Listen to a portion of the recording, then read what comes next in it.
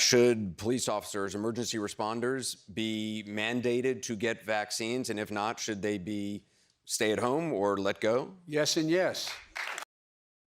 President Biden expressing his support for vaccine mandates for police officers and emergency responders during CNN's town hall last night. Joining me now, Dr. Anthony Fauci, the director of the National Institute of Allergy and Infectious Diseases and the chief COVID advisor to the president. Dr. Fauci, always great to see you. Listen, many of these police officers, EMTs, medical workers have been on the front lines of battling COVID for the last 18 months. How do you feel about the fact that some of them could lose their jobs over vaccines? Well, no one is comfortable about a person losing their job, John, that's for sure. But, one of the facts that I think people need to understand that more police officers have died from COVID-19 disease than from gunshots and violence in their job. So it really is a considerable risk for people, particularly people like police officers who put themselves out every day on the front line in public. So it's understandable. Mandates are not comfortable things. You don't want to be telling people what to do, but sometimes the good of society has to trump individual feelings about what you can and cannot do. A lot of news about booster shots over the last 24 hours. Pfizer released some data. It hasn't been peer-reviewed in a study that they did over a third dose of their vaccine, and they found it to be 95.6 effective against symptomatic disease. 105 people in the trial who took the placebo got COVID. Only 5 who took the booster got COVID. That's pretty effective. I mean, I'm not over 65. I'm not at a high-risk group. Why wouldn't I want to get a booster that's that effective? I believe, John, that what's going to happen is that as we get more and more data from our own cohorts and from Israel, which is about a month or so ahead of us in getting information about vaccines and boosters, that the age limit, the boosters now are recommended, particularly if it's an mRNA booster, people 65 years of age or older, or 18 to 64, either who are of an underlying condition or who in an occupation or place where they live that put them at high risk. I would be rather confident that as we get further and further over the next weeks to months, that the age limit of it is going to be lowered. And you might soon fall into the age category where you can get eligible for a booster. I would not be surprised if that's the case within a reasonable period of time. How much evidence are you seeing of waning immunity for people with 2 doses right now? Oh, well, there's no question about that, John, that occurs. We've seen it in our own cohorts.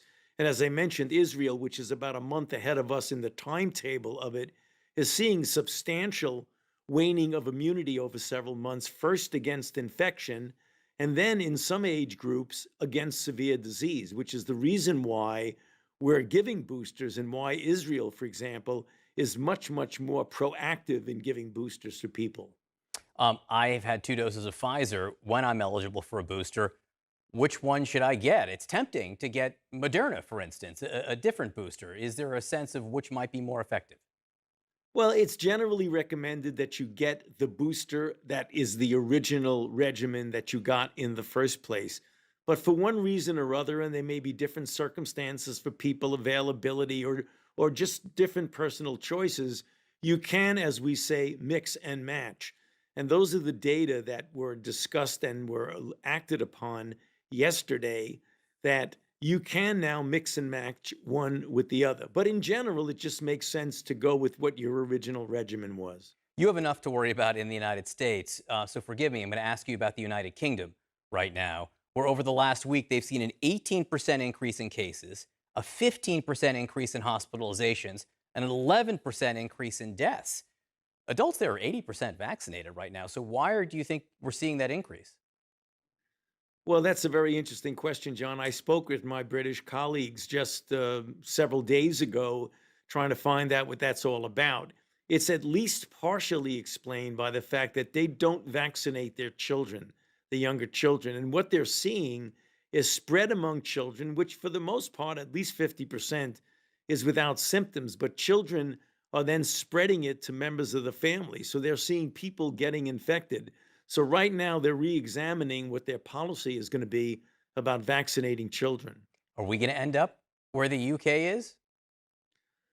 Well, I would hope not. I believe that if we continue to get more and more people vaccinated, we know we're doing pretty well with vaccine. But as I mentioned several times, John, there are about 65 or so million people who are eligible to be vaccinated who have not yet gotten vaccinated. If we vaccinate the overwhelming majority of those people together with the vaccination of the younger children, which has just now been shown to be effective and safe, then I don't believe that we will see a surge. It will really be up to us. It's how well we do about getting vaccinated. Um, Talking about kids ages 5 to 11, and that's something that will be considered very soon, and perhaps given an emergency use authorization very soon. How concerned are you that parents are going to stand in the way of children getting these vaccines? Well, I hope not. I mean, that's one of the reasons why we want to make sure that we outreach to the parents with trusted messages, particularly some of the most trusted messages are the family pediatrician, who most parents have a good deal of confidence in. And we're trying to get people to realize it is for the benefit of the children as well as for the entire family unit to get the child vaccinated. The vaccinations and the vaccines in question are highly, highly effective and safe. So there's really no reason not to. But it is understandable how some patients may be hesitant. And that's the reason why we're reaching out to them and making the vaccine readily available in pediatric offices, in children's hospitals, in community centers. Joining us now to discuss, Dr. Jay Varkey, Associate Professor at the Emory University School of Medicine in Atlanta. Dr. Varkey, good to have you back. I try to be a good news guy on the pandemic, and here you have, they're reading the data. The data shows that while the vaccine works fantastically well, particularly against hospitalization and death, that over time that wanes. You have a booster, and the booster does a really good job of rejuicing your immunity. I mean, is that the way folks should look at this? Yeah, in fact, Jim, I'll even take it one up on your sort of glass half full approach is that when I talk to my medical staff, I don't even use the phrase waning immunity. Our immunity evolves. That's totally normal. That's expected, not just with COVID, but actually with other infections. If not, our blood would be this highly viscous solution, just sludge full of antibodies. So we actually have to have adaptive immunity, and that's the beauty. Our immune system is much more complicated than just antibodies.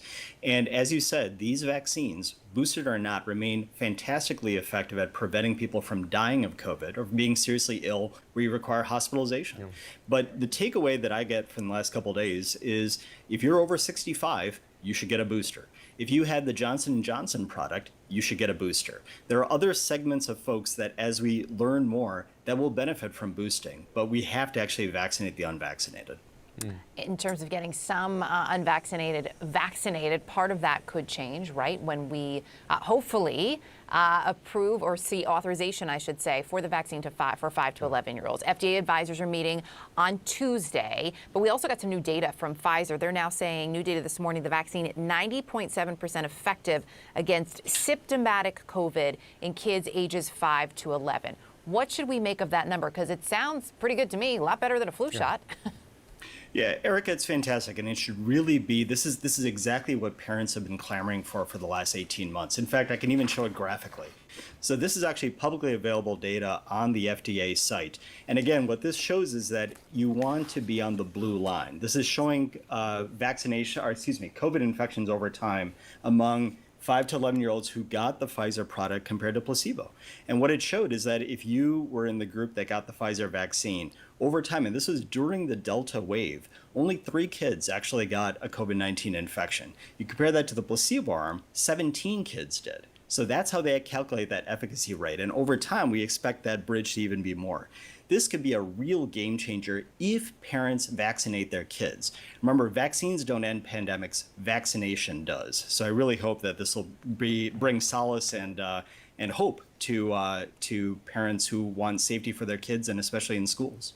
Yeah, I mean, think, a lot of parents get flu shots for their kids with, I don't know, maybe 50% efficacy against the flu. This is 90.7% effective for kids 5 to 11. Dr. Jay Varkey, let's hope folks listen to you.